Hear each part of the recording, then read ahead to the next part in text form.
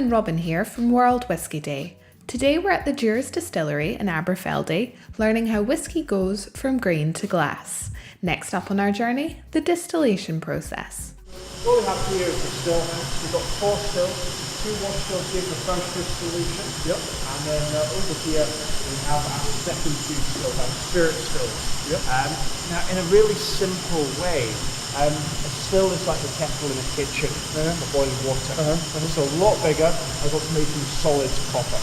Now we're going to heat up the simple beer, the fresh wash we made upstairs, but because alcohol boils at a lower temperature than water, inside the still, as we heat it up, we have the alcoholic vapor rising up to the top of the still first.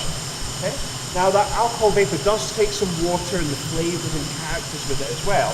With first distillation, it comes up, goes along the line arms, into the condensers, and inside each one of those condensers, 100 copper tubes, cool it down, turn it back into liquid, and then it flows out into our first state, our wash state. But after first distillation, it's not good enough for drinking. It's about 3 times the alcohol, maybe 20-24%, so it's not bad. It's 3 times stronger than we had before, but it's just not strong enough for whiskey. And it hasn't got the flavours we wanted yet. So this first distillate is then ready for second distillation. But this time when we collect the liquid from the second 2 stills, we're only going to keep the best part of the liquid, and the best bit, the bit that you want to drink. The end product.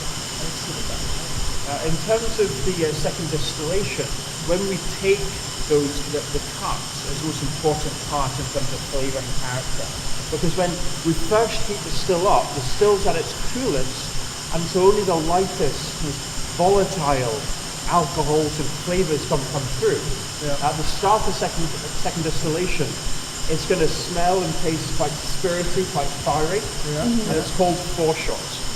But at this stage, the spirit has no colour.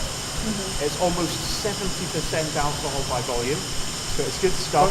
But by law, it must spend at least 3 years in an oak cask in Scotland before we can call it Scotch whisky. And that all takes place in the warehouse, I believe. Exactly. That's where we're headed next.